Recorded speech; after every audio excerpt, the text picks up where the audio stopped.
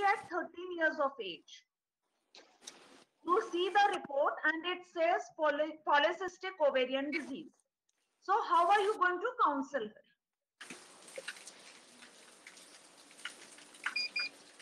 Can I take this question? Can I take this question, Dr. Asha? Yeah, go ahead. Thank you, Dr. Asha, for including me in with such a great panel with such academicians and such learned seniors. So I'll start with this question. Like, this is a common situation. People they come with their daughters that someone has advised to go for because she's having cyst in her ovary. But really, is it something to be worried about? So as we come out, we have to answer whether she is a case of polycystic ovarian disease or not. So as she is only 14.5 years, if we go by Rotterdam criteria, so in less than 20 years, ultrasound not to be considered into diagnosis of PCOS. And since she is not having any signs of hyperandrogenism like hirsutism, acne, and she just has an ultrasound report. Yes, there is a history of a little prolonged cycles, which after 1 year of menarche should have been between 21 to 45 days. So she does. If we say that a girl is a polycystic ovarian syndrome, we should have all the criteria. I mean, hyperandrogenism also and prolonged cycles also. So if she has only prolonged cycles, yes, she could turn out to be polycystic ovarian syndrome later on. But now she is not a case of polycystic ovarian disease. But we should counsel her that she should have a good lifestyle and should maintain her weight. That is what we are going to advise, and she doesn't need any surgery or any treatment for her cyst in the ovary. Yes, ma'am. Very well said. Am I audible now? Yes, you're audible. Okay. Very well said, ma'am. That's what we wanted to give message to our audience is that because she is 14.5 years and she has only attended her menarche 1.5 years back. So we will not call it a case of polycystic ovarian disease. And this could only be a polycystic ovarian morphology. So can someone throw light on polycystic ovarian morphology? Vice service polycystic ovarian syndrome? Yes, Tabassum. Abha Singh ma'am, please ma'am. Abha Singh ma'am, please ma'am. Yes, so a very good question, Tabassum. The morphology of polycystic ovary, it is seen in about 25% of girls. And it is not necessary that once anybody has the ovary looking like a polycystic ovary in morphological terms, ends up as PCO. Gradually, with her aging, what will happen? More and more follicle depletion will be there, and gradually she will have a normal sized ovary. So this happens in most of the girls, and it has been defined that in an adolescent group, how to go about defining this polycystic ovarian morphology. So this has been defined as counting the follicle per ovary. So if the number is more than 25, then per ovary, then this should be done by a very good resolution of ultrasound, and the transducer frequency should be more than 8 megahertz. Only then we can diagnose. Another, if we do not have that ultrasound, then getting the ovarian volume, which will be found increased, that is more diagnostic. And it is a finding in one of the adolescent groups, but it may not lead to PCOS. So it is just an enlarged ovary with lot of follicles. Yes, ma'am. Very well explained, ma'am. So lot of follicles does not mean it is a polycystic ovarian syndrome, because PCOS is a syndrome and it's not just an ultrasound report.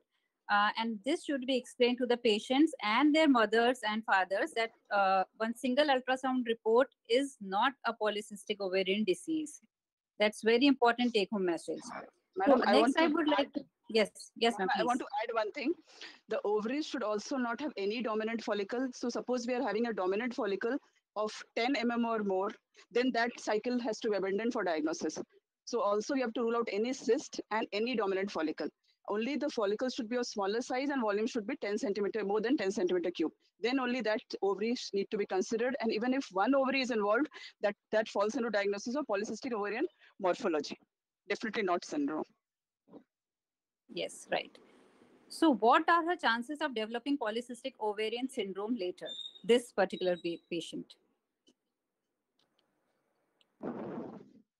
Well, can I answer? Yes, Abha Singh, ma'am, Yeah. please. So yeah, it is not seen in more than half of patients. So as they go on aging, the loss of follicles, and this leads to a normal sized ovary. So nearly half of them can have PCOS, depending also on the environmental and genetic factors, but not all will have PCOS. 50%, Yes, you can say. Yeah, so all will not have PCOS, but definitely these kind of patients may further develop PCOS later on. So we have to counsel them at this point of the time that they should follow a good lifestyle. The lifestyle modification should be there, and they not be treated with any medicines, but lifestyle modification, yes. Later on, they may develop PCOS.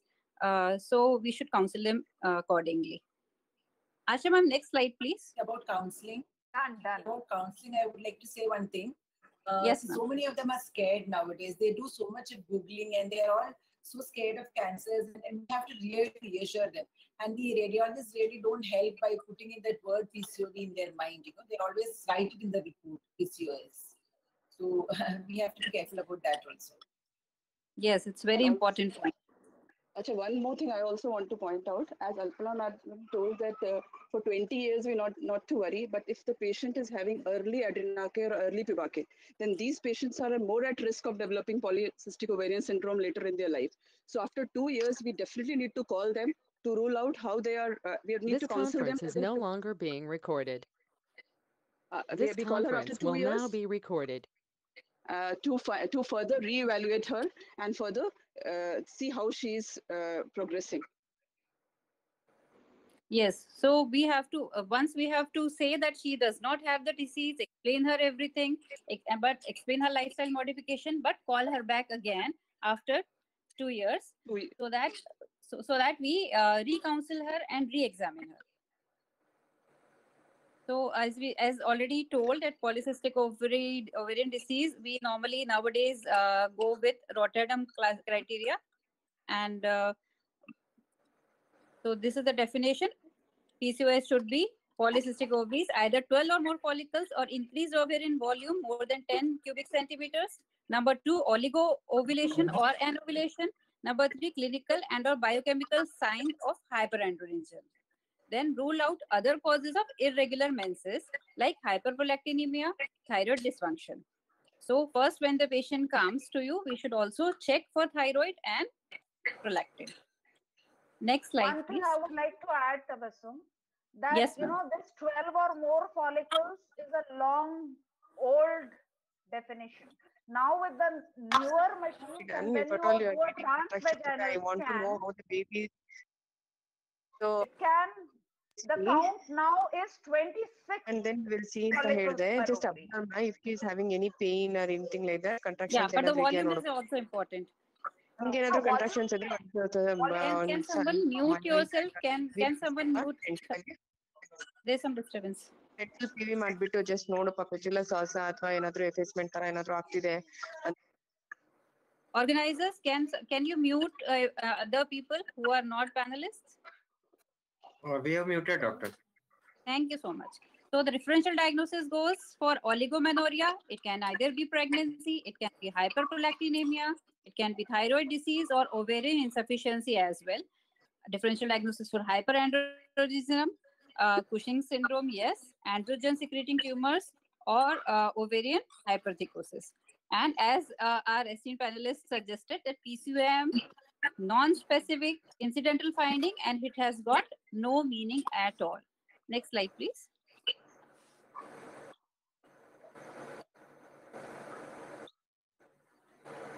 So menstrual abnormalities, if persisting beyond 2 years of menarche, then the risk of polycystic ovary is very high. It is around 70%. So that's why the need of second counseling is important in this patient. And polycystic ovarian morphology is present in 25% of normal in the absence of polycystic ovarian syndrome. So 25% is a big number. Coming to the next question. So this is Miss A. This time, Miss A comes to you 3 years later. She has oligomenorrhea. Her BMI now is 25. So she has put on nice weight. She said she was fine for 2 years after your treatment. But later again, she started to have delayed menses. So after putting on weight, she started to have delayed menses nicely. So what would be the plan of action? Abha Singh ma'am, can you please throw some light?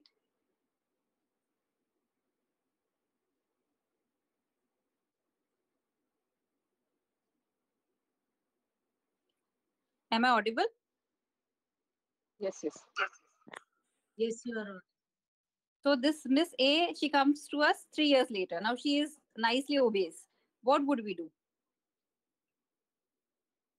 So will we diagnose her as PCOS? Shall I take this question?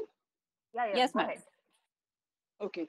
So after 3 years, she's coming back. Definitely her BMI is going towards overweight. So first and foremost is we'll ask for lifestyle modification. And even 5 to 10% decrease in weight will resume her cycles, can resume her cycles at regular level. And also and for role of OCP, if she's so much concerned about her oligomenorrheic cycles and she's being stressed out, we can definitely ask to take oral contraceptive pills containing third or fourth generation progesterone because they have minimal side effects and weight gain is less, and that containing drospirenone or desogestrel, and we can give safely for 6 months to 12 months. And after that, we can, in the meanwhile, she'll be doing lifestyle modification and also diet. We have to give her high protein diet, low carbohydrate diet, and low fat diet. And we'll call her after 1 year and see how she's doing. And then also, as such, role of insulin sensitizers like metformin are not preferred for just oligomenorrhea. Definitely, it is if associated insulin resistant factors are suspected, then we can think of insulin sensitizer. Otherwise, at this stage of time, just lifestyle modification, diet, and oral contraceptive pills. If she's too anxious about her oligomenorrheic cycles, we can think of. Yes, ma'am. Dr. Tabassum, can I come in, please? Yes, sir. Please go ahead. Kasab sir, please come on. Just a few points of till now what was discussed. I agree with what most of the panelists have said, but I also disagree in several points. Like the first case which you said, or the previous question, you said 1.5 years after puberty, she had irregular periods, which makes her oligomenorrhea present. She had a polycystic ovary morphology. So 2 criteria out of 3 that makes Rotterdam positive. Rotterdam, I don't remember Rotterdam saying anything about age, but yes, immediately after menarche, you would allow her to adjust the hypothalamo-pituitary ovarian axis. So you would be allowing maybe 2 to 3 years. That is perfectly all right. In the second question, I would like to find out after your treatment you had mentioned, but I don't remember giving any treatment in the previous stage. So what treatment have you already started her on that you want to now do something different because it obviously hasn't responded to her treatment? That is question 1. And question 2 is she had a BMI of 22. Now she has a BMI of 25. That doesn't make her obese. That doesn't make her fat. That doesn't make her overweight. She is growing. She will grow. She's a growing girl. She will have muscle mass. She will have fat deposition in her body. So how do we consider that as how do you take weight loss as one of the areas of intervention in her case? Dr. Tabassum, we want a clarification. In her first phase. Yes. Sir, I would clarify at this point, 25 BMI falls into the category of overweight, but 22 doesn't fall into the category of overweight. Yeah, and definitely we can't allow the patient to go overweight. Even if she's lean, still we advise exercise for them. So exercise has definitely a role. Lifestyle modification means she has to do exercise around 150 hours a week. means 30 minutes, 150 minutes, that means 30 minutes daily, at least for 5 days a week, she has to do exercise, even if she's a lean PCOS. And 25 definitely falls into the criteria of overweight, not obese, but definitely overweight. And we cannot allow her to go overweight. Dr. Alpana, I think everybody in life has to do exercise irrespective of whether they have PCO or not. So I think exercise is, there's no question about not doing exercise. I think that's not the question here. The question is about losing weight. I think losing weight is a question, and I'm talking about a growing girl. She was around 13 at that time. She's 17. This is the age when girls gain most of the weight because they're growing, because it's after puberty. So how do we assume that she's gained weight because of polycystic ovarian thing? I understand your point about she shouldn't be gaining much more weight, but I'm also concerned that whether we are going overboard in telling her to lose weight. And I also want to know what treatment was started in the beginning so that we know that what hasn't worked for her to decide on what we need to give her. Sir, when we start treatment does not mean that we have prescribed her some medicines. Treatment can also mean that we have given her some advice regarding her lifestyle. If she has changed her lifestyle.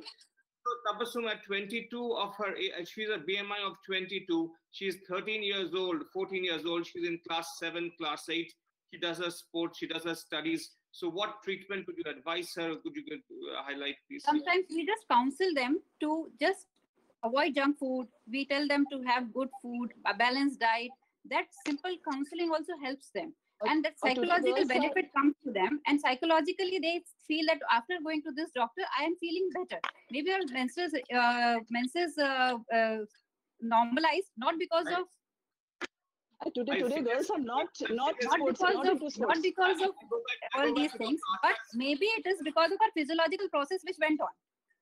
I go back to Dr. Asha's suggestion. We should seriously do a survey to find out how many women, after telling them lifestyle modification, go back and feel better and say that the doctor has advised them good. I think we really need to do a serious survey. Of course, we all talk about lifestyle modification. That's the first thing on our prescription. But how our patients react and how they feel later is not for us to assume. But I think that's what you say is, it's as a medical professional, it is our duty and responsibility to make them aware that this is a very integral part of the polycystic ovary management. There is no denying that fact. I agree with you fully, Dr. Tapas. Yeah. Sir, I would also agree that for 3 years, no treatment is required because HPO axis is immature and you don't put anyone in any label in those 3 years. There's no label. So we are not putting anyone in any label that time. Just iron, you give her some iron if she's bleeding heavy, and I think that's it. Fair enough. That's agreeable. That's fine. Okay. So this was patient statement. It was not secondly, it was a patient statement. I felt better. Dr. Archana wants to make a point. Yes, Archana. I just want to say that BMI at 13 years of age to 22 has, suppose, but if we start talking about lifestyle modification, that too causes stress, and that it is very difficult to teach them what kind of exercise and what kind of things to be included. It is to be slow but persistent, and counseling is the only thing. Lifestyle modification also includes good sleep, sleeping on time, not taking junk food, exercise. Of course, behavioral. And today girls have so much interest having, they don't go into sports. They don't play as much we played in our times. So definitely they need a counseling.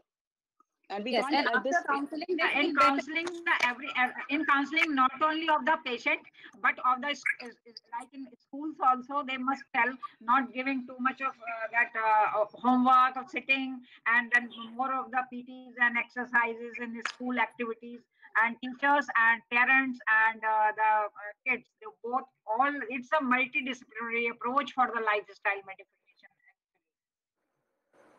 Counseling of the parents also is very important. Children learn by seeing, not by listening to you. You need to lead by example. Parents also have to be active. Yes, so all these points are take-home points so that we can talk to patients or say that these things should be done. Even to the parents also need counseling. Coming to our next question. Asha ma'am, the screen is not saved. It's not sharing. मुझे आवाज नहीं आ रही। So we want to know about the role of OC pills in a known case of polycystic ovary in adolescents. Am I audible? Yes. Yes, yes. So The role of I OC wouldn't pills. start OCP. Yeah, I wouldn't start OCP directly. I would very much harp on this lifestyle modification, however much Basab dislikes it, but still, I would harp on that. And then I wouldn't, honestly, I wouldn't start on a 17-year-old girl. Okay, Minnie, I won't, it's not about disliking it. I just want to come in here. The two things I think, one important, I think basic understanding is that with irregular cycles, when you're having periods once in 2 to 2.5, 3 months, you have an extra estrogen in the body, which has an effect on your long time effect. So basically you want to have some a period sometime in between. So you can bring that either by giving progesterone or you can bring them by giving oral contraceptive pills. One idea of giving progestin only is that because she's already have an extra of endogenous estrogen, so you give progesterone for 10 days in maybe once in 40, 45 days and then allow her to get some periods. That's one option. So, Basab sir, I would like to ask you is, after how many days of missed period would you start progesterone? So I think we began in our days that around 9 periods a year or 9 periods a year is what a woman needs to make sure that the extra estrogen doesn't cause harmful effects in the body. So 8 to 9 periods a year would be my target. If it's less than that, then definitely we would like to put her on some sort of a thing. OC pills, of course, have the added advantage of not just bringing a period of other metabolic effects, which are mostly positive in the body. So I think that would be a positive of estrogen and progesterone over progesterone alone. But if it is just bringing a period, if you're not hesitant to start, then that can start. But I think most of us in our clinical practice would start with non-hormonal medication. As you rightly said, it could be metformin, it could be inositol of some form, and you try that for 6 months. If that doesn't work, then you shift to hormones. I think that would be the standard practice in most of our cases. And I think most of us would do that. Somebody So how many for OC pills and how many for progesterone only withdrawal?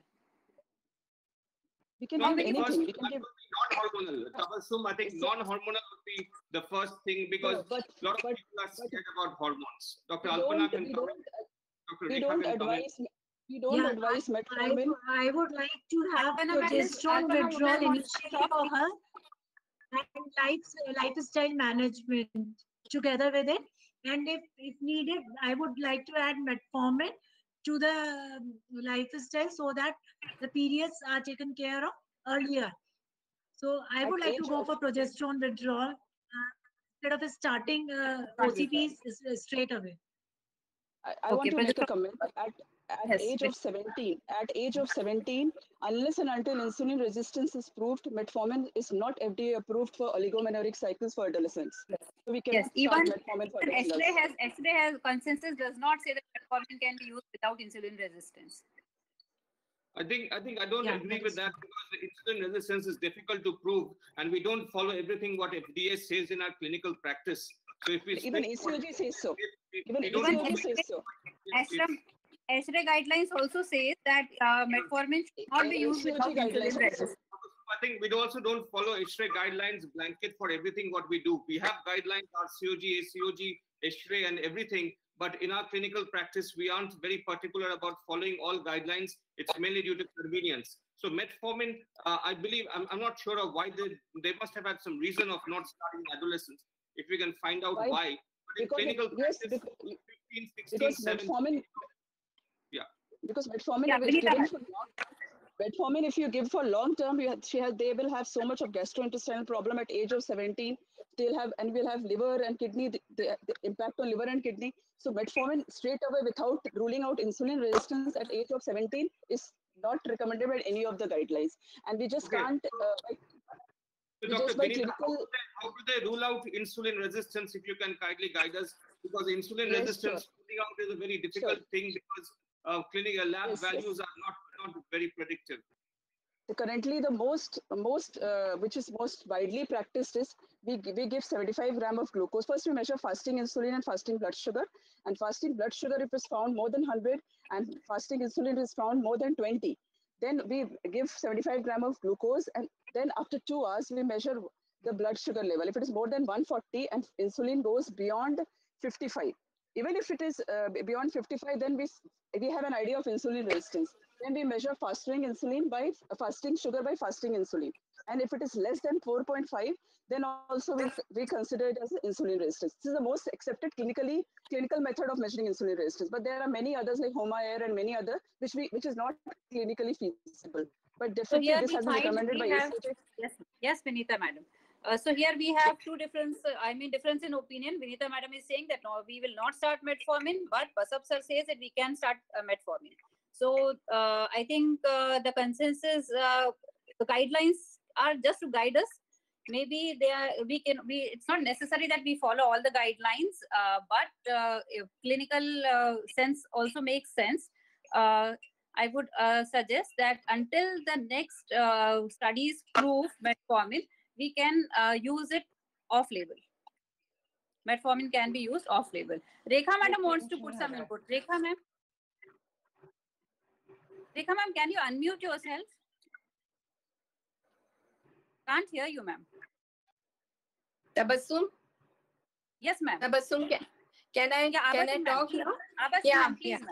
Recently in 2018, there was a study published in Clinical Endocrinology, and that has recommended the use of metformin in addition to the lifestyle modifications, either in the diagnosed cases of adolescent PCOS or even much before the diagnosis is made. PCOS is to be treated much before the diagnosis is made. So there's no question of proving the insulin resistance or things like that. It can be given. Metformin is a very well studied drug. Yes, ma'am. So metformin yes, Rekha ma'am. I'm sorry. Metformin given for a long time can cause folate deficiency and other nutritional deficiencies also. It is known. One thing. And second thing, yeah, vitamin B12, exactly. And the other thing is regarding the progesterone versus OCP, I would prefer progesterone. First is, as we all spoke, lifestyle modification, etc., etc. Then I'll go for a progesterone. As Dr. Basat said, 9 cycles, around 1.5 months once period is enough for me in this case scenario, and I would not go for OCP because estrogen is again known for fusion of the epiphysis and reduced height of the girl and etc. So I would prefer progesterone alone when there is already enough estrogen in her body than going for OCP. These are the two inputs I wanted to give. It would be worthwhile to repeat a TSH and prolactin at that time once. Yes, ma'am. Point well taken. Has been done 3 years earlier. And rule out pregnancy. And many other things need to yes, be ruled out. TSH and prolactin. And other things should be ruled out. Put on your camera. Pregnancy should be ruled out. Definitely. Yes. Singh madam, please put on your camera. We want to see you. Achha, I am not visible? Yeah. No, madam, your camera is off. No, ma'am. I don't know. It's not switching on. Asha, ma'am, screen sharing is not there. It is there. So I'm not allowed to show my face probably. No, madam. How can that be? No, because I'm pressing this. No, ma'am, your face not be. No, ma'am, if you see your face, we'll become more energetic. But I'm not being allowed from the administrator. Administrators, please put on the cameras. Can you allow? For us, there is independent control. We have seen by not from our side. We don't have any access for camera. It is Dr. Abha has to give an access from her laptop to yeah, exactly. Go to meeting. Only that I have done that.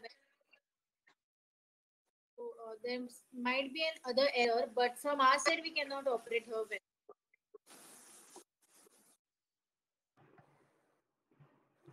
Asha, ma'am? Yes. I've changed the slide, my dear. Can you share the screen? Yes, screen. I can't see the screen. 2 types of OCPs. That's coming now. It's there. 2 types. It's there. No, I can't see the screen. Moderators, can you please make me the presenter?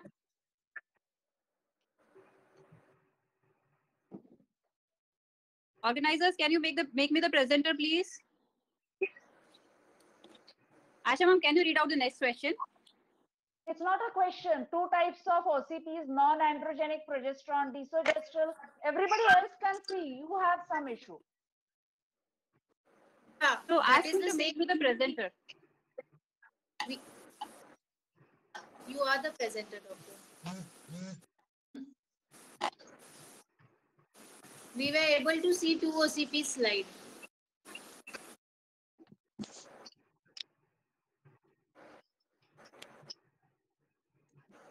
Welcome, Dr. Vanita Sahai.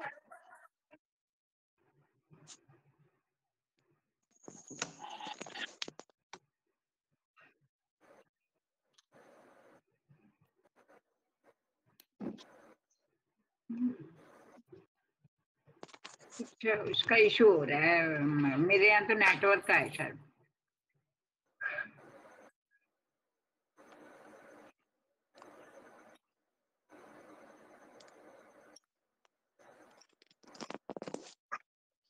Nothing like our previous conferences.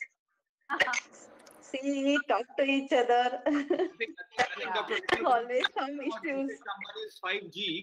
When Geo 5G comes, I think the limitation of the technology will be decreased because we still are waiting for better technology for the webinars.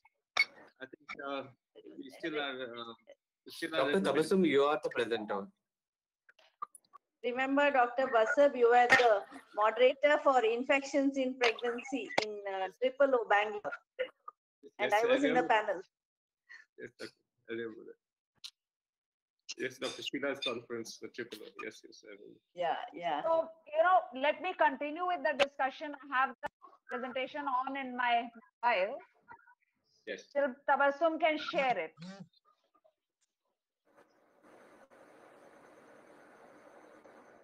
When are you going to use non-androgenic progesterone and when are you going to use it with anti-androgens?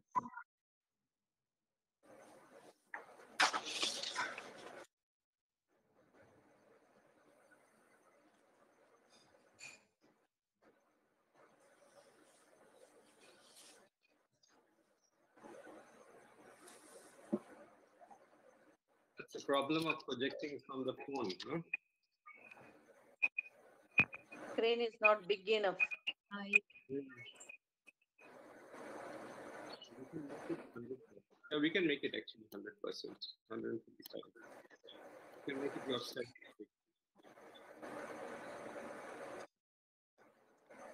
Sir, I read out the question while she is managing it.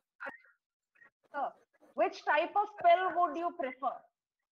With anti-androgen or non-androgenic progesterone?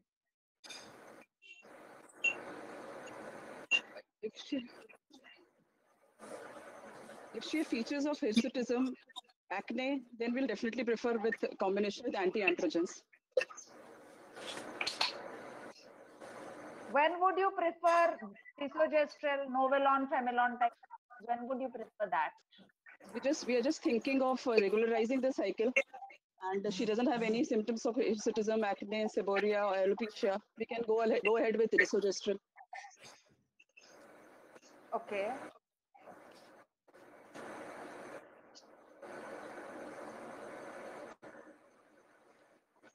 We have never spoken about myo-inositol, and everybody is using it. So, what is your take on the use of myo-inositol for insulin sensitizing?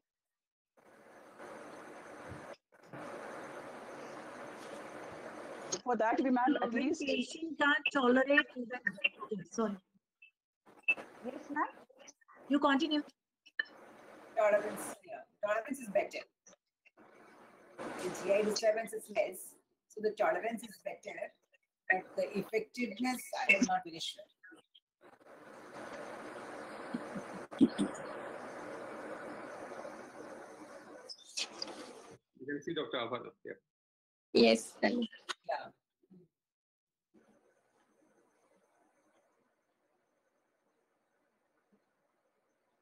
This is the first slide.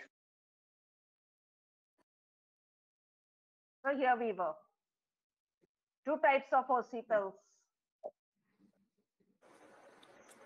Here. Whom are we going to give metformin? Whom are we going to give myo-inositol? I think, madam, now we can see you. Okay, so I think the Cochrane analysis says myo-inositol, though we have seen it is working in some women, but basically these insulin sensitizers are to be given when the BMI is more and there is insulin resistance. So if we give myo-inositol and if she's not responding to it, then we may add metformin. But the Cochrane analysis says that nothing can be very sure as of now how much the myo-inositol is helping. And metformin can be given in cases where myo-inositol is not making any difference to her weight. Dr. Rekha, Right, ma'am. I would like to ask you, how long would you give it a trial? Myo-inositol, the myo-inositol. Okay, fine. What I do is I use myo-inositol only in my infertility patients, where there is impaired glucose or insulin resistance. Metformin is definitely the first line of treatment from my side. Myo-inositol, I give them 3 months prior to, ideally speaking, 3 months prior to ovulation induction, along with her lifestyle modification and all the things. Once I consider her as a PCOS case, once I made the diagnosis of PCOS, oligo-ovulation, and that is the cause of infertility, then I start her on myo-inositol as a second line of treatment. And first line of treatment is metformin. Metformin, yes, yes. And metformin also I give along with ovulation induction because she has come to me for infertility. I don't use So we are talking about infertility. Adolescent girls, yes. If you're talking about adolescent girls, I don't use either of them. Whatever we spoke previously, those that line of treatment only I follow. Okay. So according to clinical expertise, either of the insulin sensitizers can be given, either metformin or myo-inositol. But according to ISHRA and ASRAM, both they say that impaired glucose tolerance is there, then only ideally we should give, ideally. But this may not be. And it is irrespective of weight. If the weight is less, that means the patient has got lean PCOS, also we can give myo-inositol or metformin if impaired glucose tolerance is there. So it doesn't mean that if obese patient is there only, we'll give myo-inositol or metformin. Coming to the next question, anyone wants to give some more inputs? Yes, I want to say something. For insulin resistance, not only that biochemically we have to prove that, even if clinically she's having truncal obesity, she's having features of acanthosis nigricans, then also we can suspect that she's having insulin resistance and we can start metformin. Metformin. Okay, so this is clinical sense of giving metformin. Coming to the next question, this time Miss A is accompanied by her sister Miss B. Miss B is 20 years old. She had been to a dermatologist for her acne and facial hair growth, who asked her to get a scan done, which showed polycystic ovaries. Her BMI is 18. So they both are sisters now. Is genetics playing any role? Anyone? Yes, definitely. Yeah, genetics has lot of role in it. And most important is any hormone you can think, everything is genetically controlled. Like adrenal steroidogenesis, it is controlled by something called as CYP11A, 17, 19, 21. Then if you talk of steroid hormone, then androgen receptor and SHBG genes, then genes which are involved in gonadotrophin action and regulation, then genes which control AMH, there are genes that control insulin, there are genes that control the fat mass obesity called as FTO genes, and above all, there is all this is epigenetic involvement that makes it a very complex thing. Epigenetic means the heritable changes are not because of any change in the sequence of DNA, but it is only mitotically heritable. So this makes it a very, very complex, but yes, genetics play a lot of role. Yes, ma'am. So very nicely highlighted all the genetic possibilities. So yes, both are sisters. Genetics, yes, is playing a role here. What percentage of patients do not have obesity? That means they are lean PCOS. Around 20%, I think. Yeah, 20 to 30%. Yes. So 20 to 30% patient are lean, but still they may have PCOS. Yes. What percent of PCO patient have normal menstruation? Around 40. That means it is not irregular. They have normal menstruation, but still they have PCOS. Actually, mostly they come to us because of irregular menstruation, the delayed menses and all. So I think very difficult to rule out because most of them have abnormal menstruation, and normal menstruation PCOS usually they don't come to us. So maybe I think 60-70% have abnormal menstruation, 30-40% only have normal menstruation. Yes, around 15 to 20% have normal menstruation. Sometimes we may miss PCOS because patient normally comes to us with irregular cycles, irregular menses. So I had put up this point to for the audience to know that in spite of patient having normal menstruation, they can have PCOS. So that should be kept in mind. That's important. Now I would like to ask is differential diagnosis of hirsutism. So if the patient is already hirsute, what all tests we are going to do to know the causes of hyperandrogenism? So the first line we have to go other than TSH, prolactin, and whatever we have discussed till now. Other tests which we need to add is 17-hydroxyprogesterone, cortisol, 24 hours urinary cortisol, and if they fall into what? 17-hydroxyprogesterone to rule out 21-hydroxylase deficiency, and that is known as delayed congenital adrenal hyperplasia, which is because congenital adrenal hyperplasia presents. Otherwise, if it is in severe form, it is very well detected at birth only. But these kind of congenital adrenal hyperplasia, they mimic PCOS, and they are usually late onset. Detected late onset, like at the time of puberty, and present in the similar way. So we have to rule out them, and we'll measure the 17-hydroxyprogesterone. And if it is found to be abnormal, then we have to confirm it by ACTH stimulation test. And similarly for Cushing's syndrome, we have to first clinically see if she's having features of Cushing syndrome. Then we can measure 24 hours cortisol.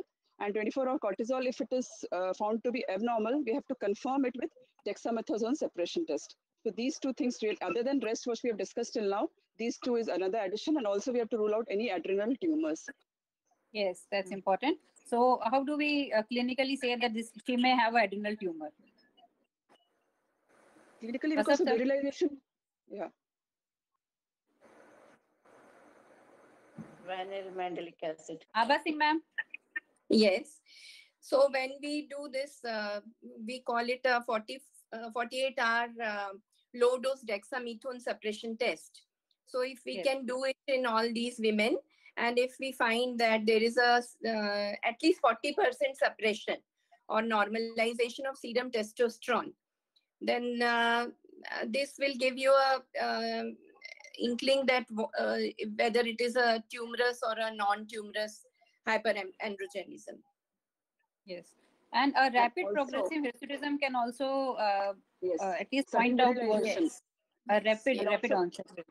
And also we need to measure testosterone level and DHEAS level. Biochemically also we need to prove addition. So will we measure free testosterone or we'll measure total testosterone? We can measure total. We have to measure free testosterone and serum, also serum hormone binding globulin also, and total testosterone also. Okay. So is there a role of free androgen index test? It is a bit complex, but yes, people are doing. I don't know. We don't do it here, but definitely I have read in our literatures that it is being done maybe in other way. But I have no experience of free androgen index test. But I know people are doing it is menstrual attraction. Dr. Basab, your input? I think the androgen index, wherever it is available, it needs to be done. It is the treatment, it is the diagnostic test of choice to find out about the level of hirsutism. But I was also interested in your last question of the previous slide about the treatment for hirsutism. I would like to know from the panelists, what do they treat where hirsutism is present with regular cycles? What is the treatment of choice in PCO? We would love to hear from our panelists. Okay, so who would like to answer? Who would like to take this question? So I think the OCPs do help a lot. The COCPs, combined oral contraceptive pills, they act on hirsutism as well. And we should not start this spironolactone before 6 months of usage of COCPs. And cyproterone acetate containing OCPs plus containing cyproterone acetate. We should try first with yes, OCPs Alpana madam. Cyproterone. Yeah, together with OCPs, like we should also go Alpana for wants to say temporary something. methods of removal. I'm like, am I not audible? You are audible. You are. Can you hear me? Yes. Yeah. Together with OCPs, we should use temporary methods of removal of hair and also permanent laser treatment. We can go for that. And when these two OCPs and these temporary and permanent methods, when they fail, then we should switch over to spironolactone, cyproterone, and things like that. So cyproterone-based pills we can use as a first line also. And the result will be shown after 3 months of OCP. Yes. Yeah. Any laser treatment not to be done before that. Yes. So for how long? 3 to 6 months at least. So how long are we going to give OCPs? One is 3 months, 3 to 6 months. And beyond that, if the patient is continuing to have the same problem, what are we going to do? Then we need to, after, as madam said, we can add the topical agents containing ornithine, endorphin, laser treatment. And still, if she's having the problem, then we will add spironolactone or other anti-androgens which we use, finasteride and flutamide and everything. And we can discontinue for OCP after 6 months, another 6 months interval, and again we can reintroduce another 6 months of OCP. And we have to remember liver toxicity is there with flutamide. Yes, yeah, I think there is concern about extended use of cyproterone containing OCPs. There you really limit yourself to 6 months. But if it's a drospirenone containing OCP, which has limited anti-androgen action, it's got only 30% of the anti-androgenic action of a drospirenone as compared to cyproterone. Still, mild hirsutism that for a reasonable period of time, as long as she is getting a benefit.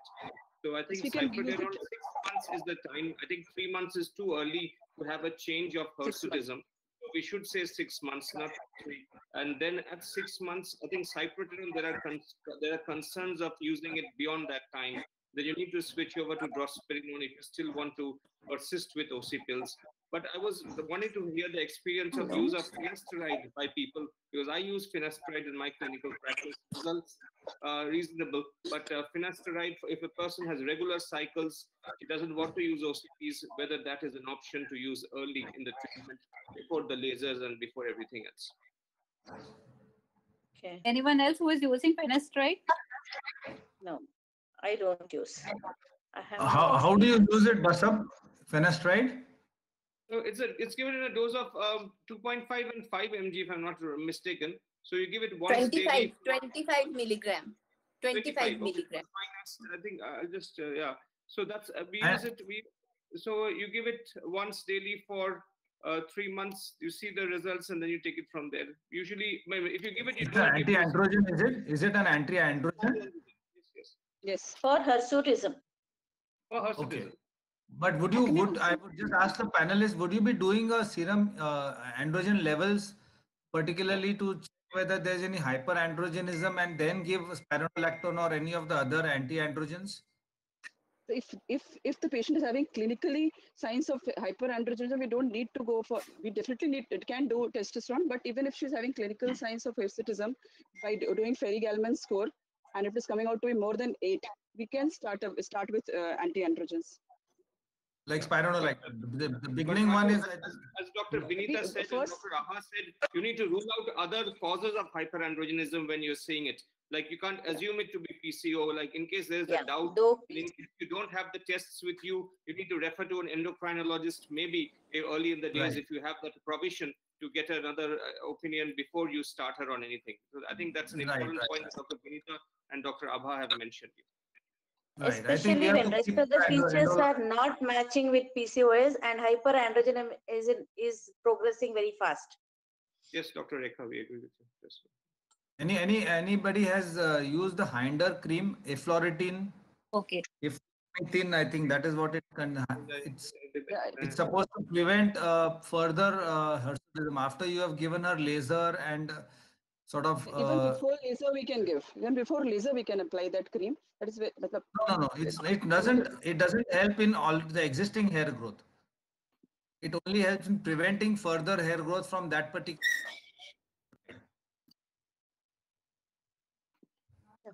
Okay. So all those epilation procedures and laser procedures and all can be given if the patient is not responding to pills. And for that, the patient needs to be referred to a dermatologist.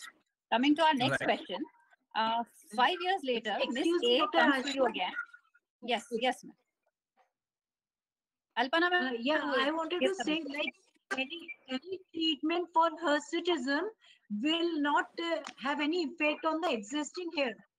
It will only have effect on the new growing hair. But the hair which a girl has, they are not going to affect those hair at all. Yes. So that all needs to be physically epilated or removed. That has to be explained to the patient as well. So coming to our next question. Just a second. We have 3 more sets of questions and we have like 20 minutes. Let us, deal with these questions like rapid fire. So my request for quick answers. Okay, sure, ma'am. So this is 5 years later, Miss A comes to you again and she is married now since past 2 years and she is not able to conceive. She has put on another 4 to 5 kgs of weight post-marriage and she has stopped her treatment all these days and she had switched to homeopathy. What should be the line of management for infertility or subfertility, I would say? First of all, lifestyle alteration is definitely there. She has to try to lose weight. Even a small percentage of weight loss will increase her fertility a lot. And we try a few cycles. I would do a follicular study first to see how she is. Of course, I'll do her hormones, thyroid and all that. And then I will think of ovulation induction if she's not ovulating at all. Maybe I would start her on metformin as well. Okay, so to start her on metformin, then what ovulation induction you would like to do? What is the drug of preference you would give her? Letrozole. Give her letrozole. Letrozole. So letrozole has got consensus. Everybody is going to give letrozole. Tell her to stop homeopathy because let her not mix up allopathy and homeopathy. So this is one very valid question that the patient asked, shall I continue with my homeopathic treatment or not? So what will we say? Definitely, we don't have idea of homeopathy. I'll ask her to stop. Or you go to the homeopathy. So we would say, we would say that the homeopathy has not been thoroughly studied, so we don't know about it. So it's better to stop it and continue with what treatment you are giving. Yes. Okay. So ovulation induction choices. First is letrozole. If she is not responding to it, then what? We can try clomiphene, and then if she's not responding to clomiphene also, then we'll have to give low dose gonadotrophins because we have to take care of ovarian hyperstimulation syndrome also. Metformin with gonadotrophins. Metformin Anyone need to be else added. like to differ or say put some more light on gonadotrophins? Yeah, gonadotropin should be started when she's not responding to letrozole, say 3 months of letrozole or 5 milligram once a day, starting from day 2 to next 5 days. If she's not responding, if she's not getting, we are not getting good 3 follicles, I'm assuming her as a case, we are taking for IUI that tubes are fine and male partner is fine. So considering IUI, I'll start with letrozole as all of us have given consensus. Suppose she's not responding, then definitely as statistics have shown, gonadotropins are definitely better. It's the next line of treatment in this case. And I'll start with a low dose gonadotropin, say 75. HMG itself, I will start her, though she's a PCOS case, and I'll step up the dose till I get optimum number and size of the follicles. With follicular monitoring starting from day 7 and calling her further. And HMG, I'll start from day 3 and I'll put her on daily HMG. I would like so to we have comment started her on when she is not responded to letrozole, then we gave her low dose gonadotropin and she is ovulated now. So now what are you going to give? Are we going to give some luteal phase support? Yes, we need to give, because these patients are prone for abortions. And so 100% everybody is going to give luteal phase support, or no? Yes. Not necessary. If it were only the clomiphene or the natural cycle, LPS is not necessary. If it is a CC or natural cycle, otherwise, if it is a letrozole and beyond, you have to give luteal phase support. I would like to just add one thing, that yes, ma'am. Starting progesterone very early is more important than anything else. If we start progesterone late, then this is we are already late. So we have to start, the progesterone will make sense if we start it early, because this is corpus luteal deficiency. That's why. One thing. And yeah, so that's it. And it has been seen that it increases the live birth rates, addition of progesterone to support the luteal phase.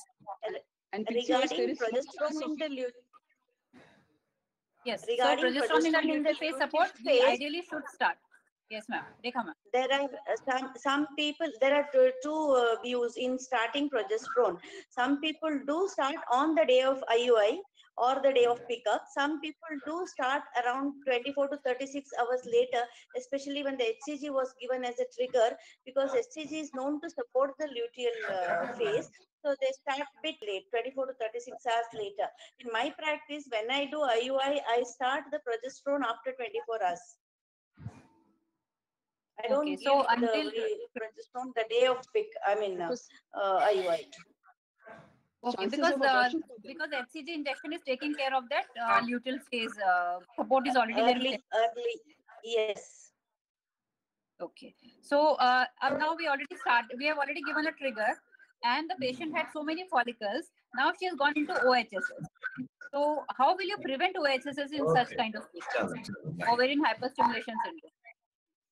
Okay, so the prevention actually depends on the prediction also.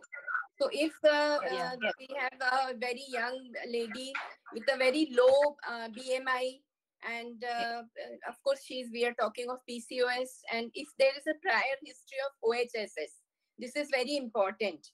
And then we have to check the AMH level. And if AMH level is more than 3.5, then she is a high-risk patient for developing OHSS. Again, antral follicular count, if that is more than 24, if we see more than 24 follicles, then again, this patient is also going to have OHSS. So, and it is because of fluid shift from the intravascular to the extravascular compartment. And also the obese have more chances. Even the obese patients have more. Thin build have more chances. And the serum estradiol, they are also these levels serially to be done. Yes, they will give you a clue of OHSS. So we already, she is at high risk of OHSS. On her follicular study note, I think we can write high risk for OHSS. In those patients, ovarian trigger, HCG trigger should be, I think, avoided. And we can give something else instead of that. We can give agonist trigger. Yeah. It has to be agonist trigger. Yes. So finding out, early finding out a patient at risk is always important. And once you found out a patient at risk, we can prevent OHS. Because treatment is very difficult, it's always better to prevent it. Yeah. And also a very new study has been done where it shows that adding metformin reduces the chances of OHSS by 60%. Yes, okay. correct. Okay, another role of metformin here. Yes. And depends upon how many follicles she has developed when you give the trigger. Yeah, more than 25. So that you abandon or convert to IVF. Okay, so everybody agrees with that. Now coming to our next question. Miss B comes to you with a positive pregnancy test. We remember Miss B is sister of Miss A. She comes with a positive pregnancy test. She's a known case of PCOS. Are spontaneous pregnancies with PCOS different than normal conceptions? Are they different, Yes. or we will treat them like simple pregnancies? No, they are very different. They are different. They have more chances of abortions also, and they have more chances of developing preeclampsia and more chances of developing gestational diabetes mellitus. So they are definitely different from normal conceptions. Miscarriages, luteal phase deficiency, all are high. Yeah, preeclampsia, There's more gestational chances diabetes. of having luteal phase defect, more chances of abortions, miscarriages, preeclampsia, and gestational diabetes Preterm delivery mellitus. also. And Preterm gestation. delivery. So we have to keep prevention in mind. Manisha ma'am is there? No. So if she was on metformin already and she is pregnant, do we need to stop metformin? Or should she continue metformin? We should continue. If continue, So it's a B then for how category long? evidence we have. We should stop as soon as she is diagnosed pregnancy. Okay, so Abha Singh ma'am says that we should stop There is metformin, and evidence Mini for ma'am says that we should continue. Anyone No, else? Basant sir, what do you say? I'm talking with evidence. Okay. I think there are three thoughts as far as metformin use in a PCO diagnosed pregnancy is. One thought, as Dr. Abha Madam said, is to stop it immediately. One thought is to keep it till 12 to 14 weeks. Another thought is to use it throughout pregnancy. So using it throughout pregnancy, there's some ideas about, there's some companies who bought metformin to be used throughout pregnancy. They're saying less chances of developing gestational diabetes or HIP nowadays.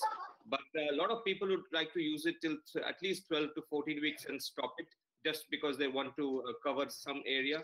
But stopping it immediately, as Abha Madam said, I think most people would like to continue for 3 months generally. But again, there is no strong What do you evidence. do in your practice, sir?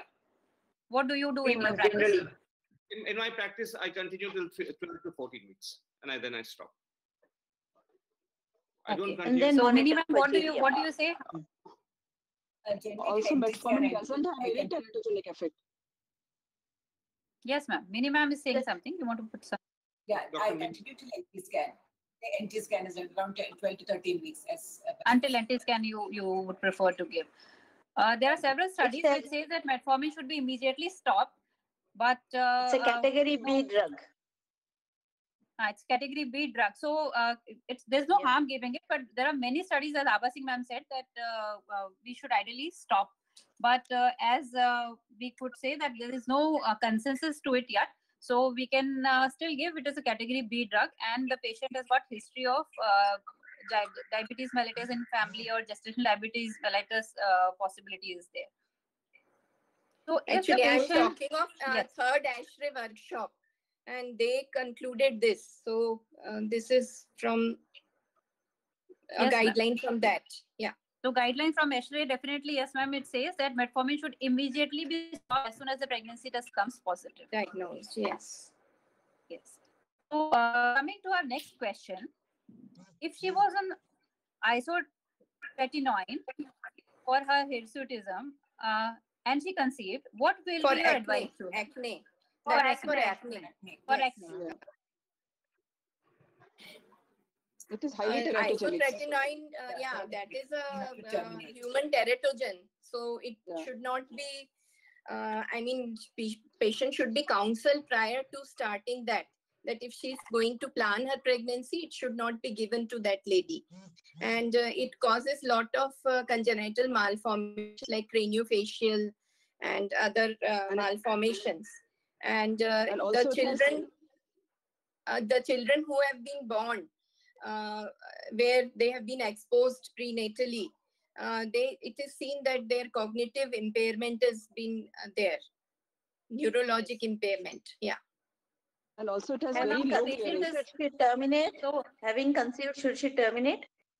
Because of isotretinoin? Now patient will see, I am the patient and I have taken isotretinoin. Now I am asking my doctor that what should I do? Should I continue with the pregnancy or should I abort?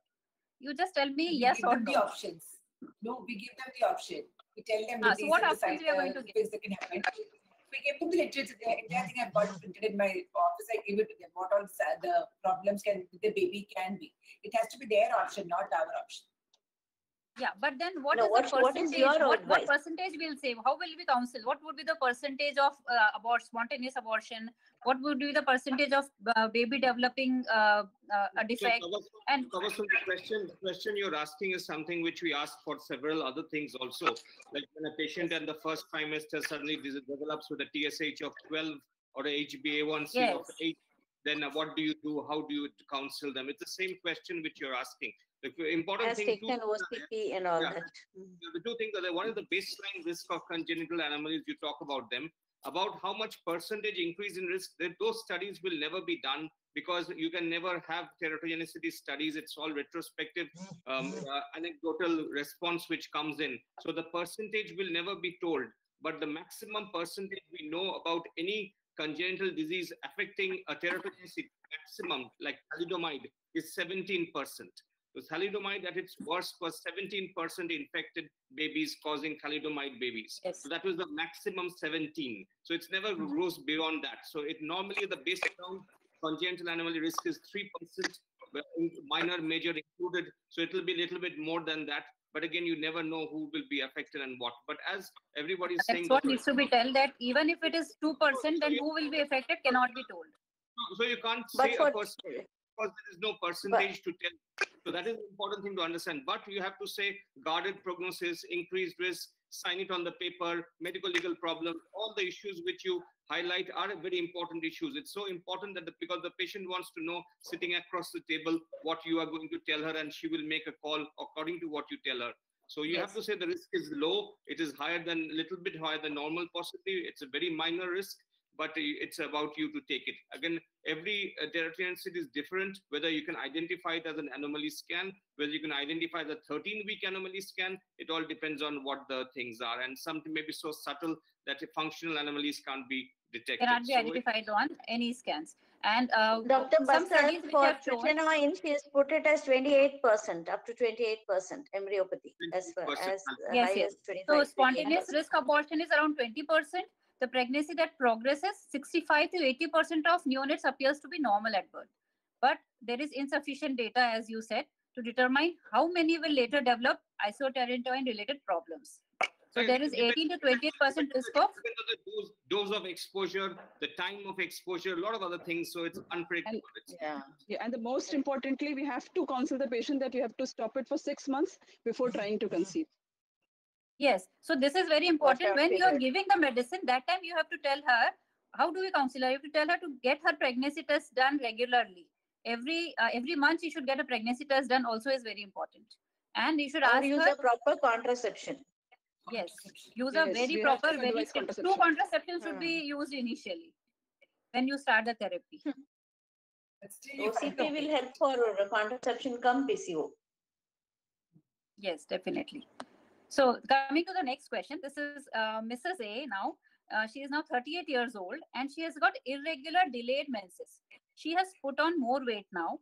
What would be your advice to her regarding her irregular menses? At 38 years, she has already had children. Now family is complete. So how will you counsel her? What will you advise her for irregular menses? I think first of all, we will exclude any other causes than PCOS.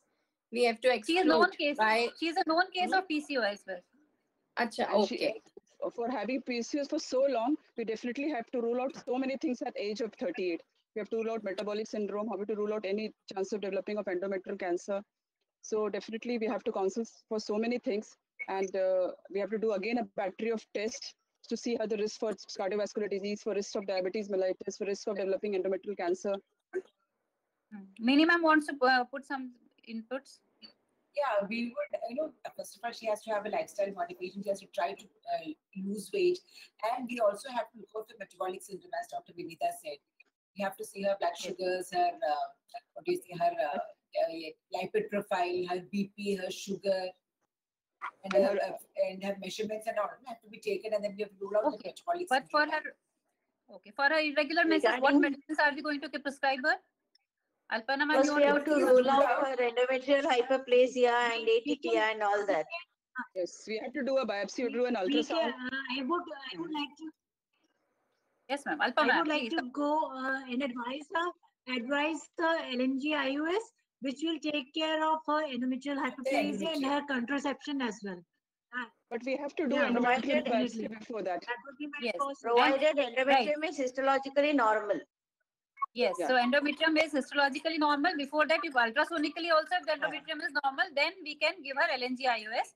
And if you find some any endometrial hyperplasia or polyploidal growth or something, then better to get a biopsy done. A hysteroscopic guided biopsy would always be better. And then we can put a LNG IUS to her.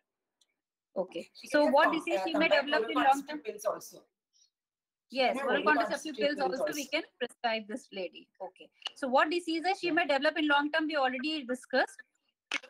How will we prevent her endometrial cancer? How will you prevent her endometrial cancer? Does she have risk of any other cancer?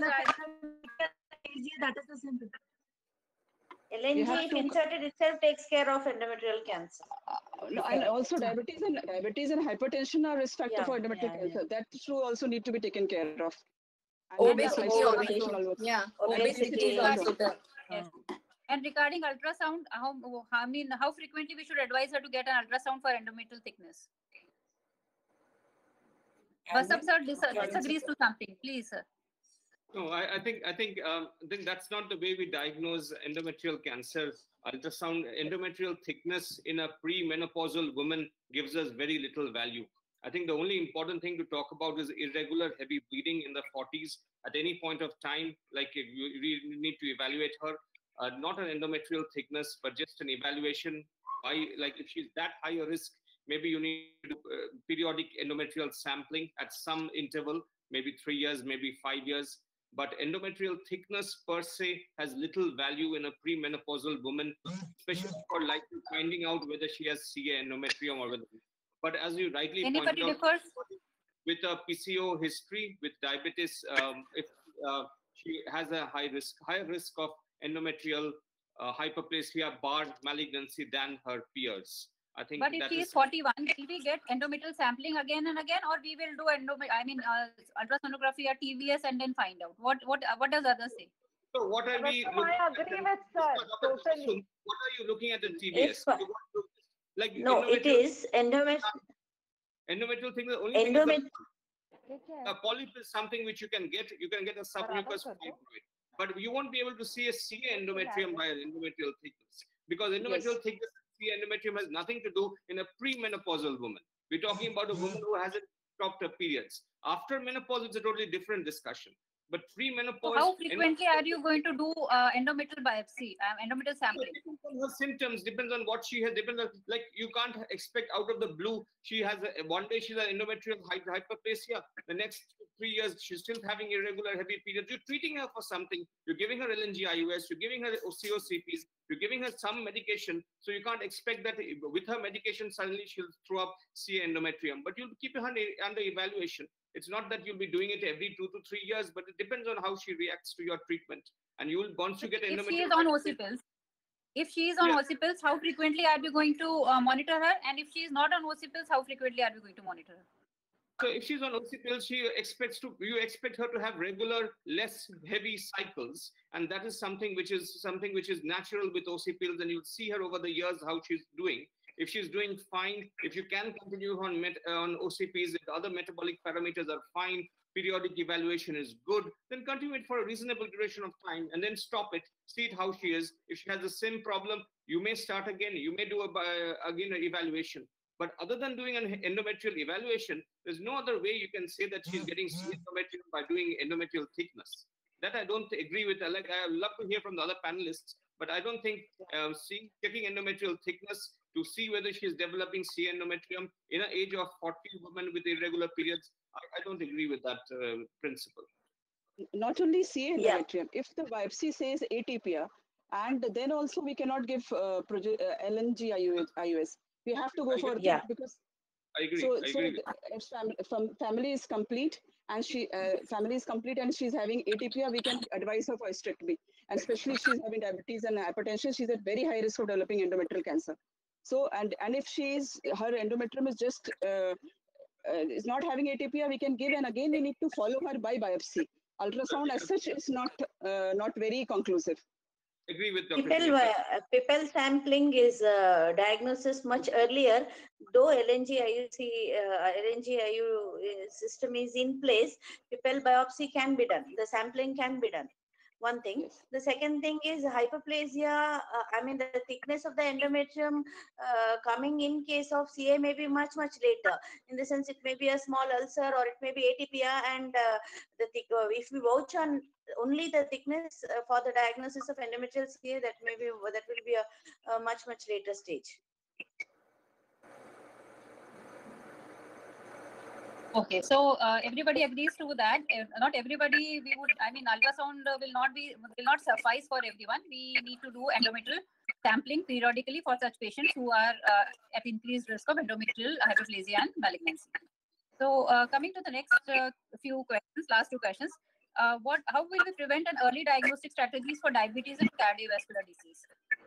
So, how frequently are we going to diagnose? Find out. Check for diabetes and cardiovascular disease, and what tests we are going to do? So, blood sugars, fasting, postprandial, and HbA1c for the diabetes once in 6 months. Once in 6 months. For this, we have to go for OGTT. And also lipid profile. Because fasting and lipid has no role as such. And if HDL is found to be less than 50 and triglycerides is found to be more than 150, then she's definitely at risk of developing dyslipidemia and more risk of developing cardiovascular disease. Yes. So periodically we have to check for dyslipidemia and also waist circumference. Yes. Also hip is to waist is to hip ratio, and waist circumference. If it is more than 35 inches, then also it is a poor prognostic factor for developing diabetes and cardiovascular disease. And even BP we have to monitor regularly. If it is more than 135, then also it is she's at risk of developing diabetes and cardiovascular and other metabolic disorders. Okay, now the patient you said waist circumference we are going to see. What is the role of bariatric surgery in these kind of patients? Bariatric surgery is really very useful if they have diabetes and all these, all these systemic illnesses are really controlled with bariatric surgery. They even become pregnant. I mean, in the younger age groups, we see a lot of pregnancies also after bariatric surgery. So, BMI more than 40. Bariatric surgery for everyone, or there is a particular meter which beyond which BMI more than 40. BMI more than 35 is what they say. They are defeating the class. More than 35 is the class of bariatric surgery, but they need to be assessed properly. And I think even with 35, with good lifestyle modification, they can bring it down. But if they are unable to, and with diabetes and all, it is better to have a bariatric surgery. They have to continue so the consensus, what is changes. Yes. So first, we would try to always bring down weight by lifestyle changes, not with bariatric surgery. And the second option, if they are not able to do it, and if their BMI is more than 40, definitely bariatric surgery will help. Or if the BMI is more than 35 with high risk obesity related conditions, then bariatric surgery would be advisable for such kind of patients.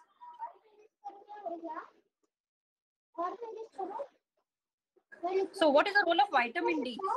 Vitamin D has come everywhere nowadays. So what do you say about vitamin D in PCOS? Definitely it is beneficial. Very important it's beneficial. In follicular development as well as luteinization. And this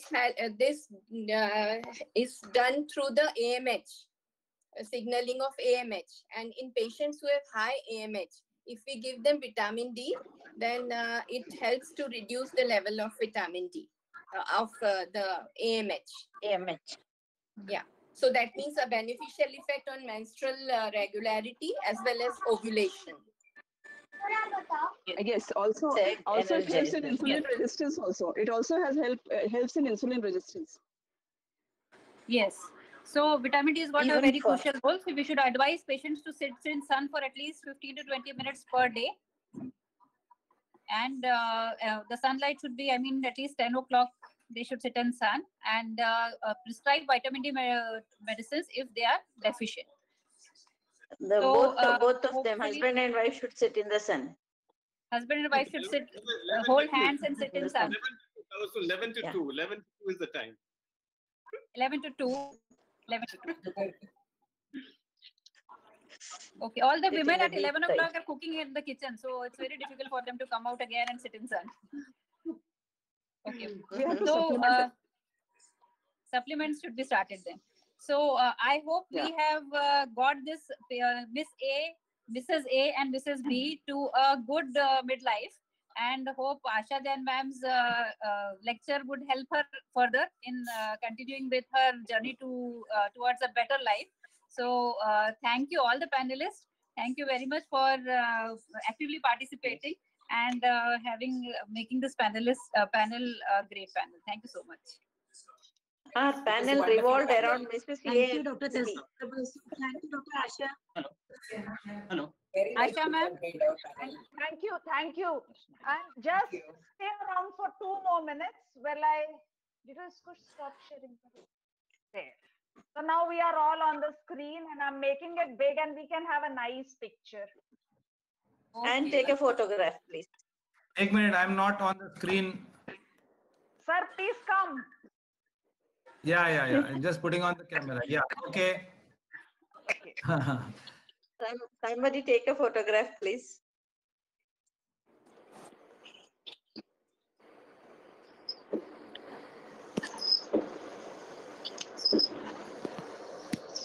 So we all in the panel made Miss A and B, Mrs. A and B. Miss A to Mrs. A. And Miss B to Mrs. B. Happy Mrs. A's.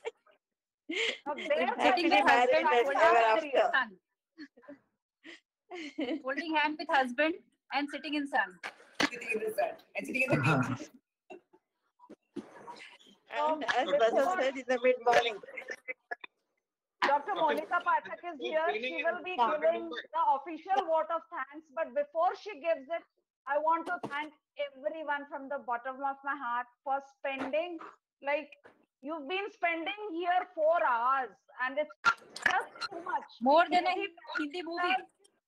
Yeah, more than a movie. 2 English movies, and you've spent it here with me. I thank you over and over again. Thank you. Namaskar. Thank you. Thank you, everyone. Thank you. And hope we can meet again soon. We will. We will Thank meet you all soon. I'll say like Dr. Asha saying, wish you all the best. Thank you. Dr. Asha, wish you all the best. We wish that you come out with flying colors. Thank you, panelists. Thank you, Asha and Tabassum. They just take a pause. Thank you, Abba Singh ma'am. Thanks And for keep being us a pillar of strength for us. I extend my well done. Thank you I so much. extend my But we can't see her, the energy is not. We need to see her.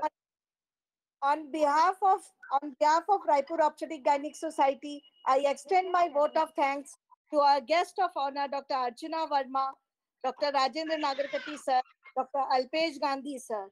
What better an opportunity than sharing lovely evening with our stalwarts as a panelist today. Thanks a lot to our esteemed panelists, Dr. Abasin, Dr. Basab Mukherjee sir, Dr. Manisha Maheshwari, Dr. Alpana Kansal, Dr. Meeni Namputri, Dr. Rekha Rajendra Kumar. Thanks a lot, ma'am. Thanks a lot to our moderators who did an excellent job and they left no stone unturned to make understanding of PCOS, with all this stalwarts. We are nothing. Thank you very much for being with us. Thank you, Monica. Thank you. Webinar. And last but not least, I would like to thank Sun Pharma for taking this initiative of a webinar. Thanks one and all. Good night. Thanks a lot. Thank you, Monica Pathak, madam. Thank you, everyone. Thank you, everyone. Thank you all for the opportunity. Good luck and good night. Thank you so much, doctor. Thank you. Good night. Good night. Thank you so much on the behalf of Thank you, everyone. Sun Pharma. Hello, Dr. Asha ma'am. Yes, Hello. Dr. Meena. How are you? Dr. Kusum, how are you? Thank you. And thank you attendee also like me. Today I have great panelists and great guests. Really blessed to have everyone here. Yeah, Yes, true. yes. Bye-bye, Dr. Asha. Bye-bye. It was nice being Bye-bye. with your Bye, ma'am. society. Archana, ma'am. Turning And, Thank you, ma'am. Thank you, Asha, madam. See you. Thank you. Thank you, sir. Bye. See you all. Thank you. bye. Good night. Thank Good night. Thank you so much. Dr.